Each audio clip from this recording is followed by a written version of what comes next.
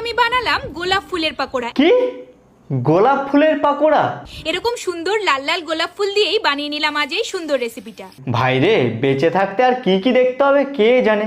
কাল সন্ধেবেলা বর আমার জন্য এই সুন্দর গোলাপ ফুলগুলো নিয়ে এসেছিল। সেই ফুলগুলো শুকিয়ে নষ্ট হয়ে যাওয়ার থেকে ভাবলাম কেননা এটা দিয়েই আজ এই গোলাপ ফুলের পাকোড়াটা বানিয়ে দুজন মিলে খেয়ে ফেলি।